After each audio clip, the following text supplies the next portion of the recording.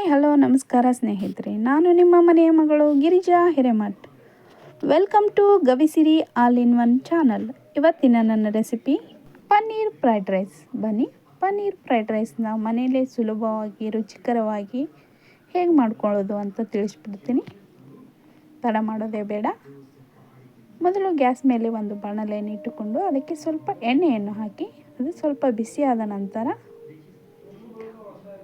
ಪನ್ನೀರನ್ನು ಹಾಕಿ ಅದಕ್ಕೆ ಸ್ವಲ್ಪ ಉಪ್ಪು, ಅಚ್ಚಕಾರದ ಪುಡಿ ಮತ್ತು ಸ್ವಲ್ಪ ಅರಿಶಿಣವನ್ನು ಹಾಕಿ ಕಡಿಮೆ ಊರಿನಲ್ಲಿ ಚೆನ್ನಾಗಿ ಫ್ರೈ ಮಾಡ್ಕೊಳ್ಳೋಣ. ನೀವು ಎಣ್ಣೆ ಬದಲು ಬೇಕಿದ್ರೆ ತುಪ್ಪನೂ ಬಳಸ್ಬೋದು. ಇಲ್ಲಿ ನಾನು ಎಣ್ಣೆನ ಬಳಸ್ತೀನಿ. ನೋಡಿ, ಇವಾಗ ಚೆನ್ನಾಗಿ ಫ್ರೈ ಆಗಿದೆ. ಇದನ್ನು ಒಂದು ಪ್ಲೇಟಿಗೆ ತೆಗೆದಿಟ್ಕೊಂಡ್ವಿ. ಇವಾಗ ಅದೇ ಎಣ್ಣೆಗೆ ಒಂದು ಅರ್ಧ ಸ್ಪೂನ್ ಆಗುವಷ್ಟು ಸಾಸಿವೆ, ಅರ್ಧ ಸ್ಪೂನ್ ಆಗುವಷ್ಟು ಜೀರಿಗೆಯನ್ನು ಹಾಕಿ ಸ್ವಲ್ಪ ಕರಿಬೇವನ್ನು ಹಾಕಿ ಚೆನ್ನಾಗಿ ಫ್ರೈ ಮಾಡ್ಕೊಳ್ಳೋಣ. ಅದು ಫ್ರೈ ಆದ ನಂತರ ಒಂದು ಈರುಳ್ಳಿಯನ್ನು ಉದ್ದುದಕ್ಕೆ ಹೆಚ್ಚಿಟ್ಟಿದ್ದೆ, ಅದನ್ನು ಹಾಕಿದ್ದೀನಿ. ಇವಾಗ ಒಂದು 10-15 ಆಗುವಷ್ಟು ಬೀನ್ಸನ್ನು ಹಾಕಿದ್ದೀನಿ. ಒಂದು ಕ್ಯಾರೆಟನ್ನು ಸಣ್ಣದಾಗಿ ಹೆಚ್ಚಿಟ್ಟಿದ್ದೆ, ಅದನ್ನು ಹಾಕಿ ಚೆನ್ನಾಗಿ ಫ್ರೈ ಮಾಡ್ಕೊಳ್ತಾ ಇದ್ದೀವಿ. ಕಡಿಮೆ ಊರಿನಲ್ಲಿ ತರಕಾರಿಯನ್ನು ಸ್ವಲ್ಪ ಫ್ರೈ ಮಾಡೋಣ. ತುಂಬ ಫ್ರೈ ಆಗೋದನ್ನು ಬೇಡ. ಇವು ಕ್ರಂಚಿ ಆಗಿದ್ದರೆ ಟೇಸ್ಟ್ ಆಗಿರುತ್ತೆ.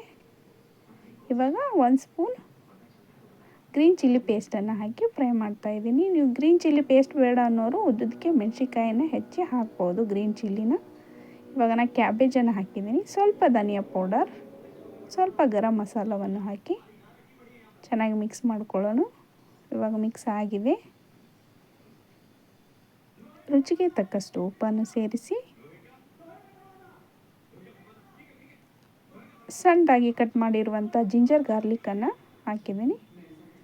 2 ಸ್ಪೂನ್ ಆಗುವಷ್ಟು ಸೋಯಾ ಸಾಸನ್ನು ಹಾಕಿ 1-2 ನಿಮಿಷ ಲಿಡ್ ಕ್ಲೋಸ್ ಮಾಡಿ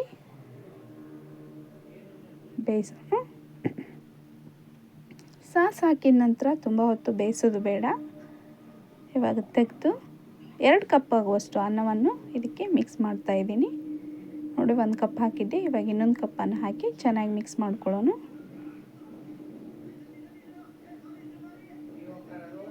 ಎಲ್ಲ ಮಸಾಲೆ ಚೆನ್ನಾಗಿ ಮಿಕ್ಸ್ ಆದ ನಂತರ ಫ್ರೈಡ್ ಮಾಡಿಟ್ಟ ಪನ್ನೀರನ್ನು ಹಾಕಿ ಸ್ವಲ್ಪ ಲೆಮನ್ ಜ್ಯೂಸನ್ನು ಯೂಸ್ ಮಾಡೋಣ.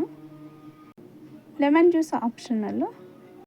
ಕೊನೆಯದಾಗಿ ಸ್ವಲ್ಪ ಕೊತ್ತಂಬರಿಯನ್ನು ಕಟ್ ಮಾಡಿ ಹಾಕಿದರೆ ರುಚಿಕರವಾದ ಫ್ರೈಡ್ ರೈಸ್ ರೆಡಿ ಆಗುತ್ತೆ. ಇದನ್ನು ನಾವು ಮಕ್ಕಳಿಗೆ ಲಂಚ್ ಬಾಕ್ಸಿಗೆ ಅಥವಾ ವರ್ಕಿಂಗ್ ಪೀಪಲ್ ಡಬ್ಬಿಗೆ ಲಂಚ್ ಬಾಕ್ಸ್ಗೆ ತೊಗೊಂಡು ಹೋಗ್ಬೋದು. ತುಂಬ ಟೇಸ್ಟಿಯಾಗೂ ಇರುತ್ತೆ. Thank you for all subscribers and viewers. ಇನ್ನೊಂದು ಇದೇ ರೀತಿಯ ಸೂಪರ್ ಆದ ವಿಡಿಯೋ ಜೊತೆಗೆ ಬರ್ತೀನಿ. ಅಲ್ಲಿವರೆಗೂ ಥ್ಯಾಂಕ್ ಯು. ಈ ರೆಸಿಪಿ ನಿಮಗೆ ಹೇಗೆ ಅನ್ನಿಸ್ತು ಅಂತ ನಂಗೆ ಕಾಮೆಂಟ್ ಮಾಡಿ ತಿಳಿಸಿ. ನಾನು ಮಾಡಿರೋ ರೆಸಿಪಿ ನಿಮಗೆ ಇಷ್ಟ ಆಗಿದ್ದರೆ ಲೈಕ್ ಮಾಡಿ, ಶೇರ್ ಮಾಡಿ, ಸಬ್ಸ್ಕ್ರೈಬ್ ಮಾಡೋದನ್ನು ಮರಿಬೇಡಿ ಫ್ರೆಂಡ್ಸ್.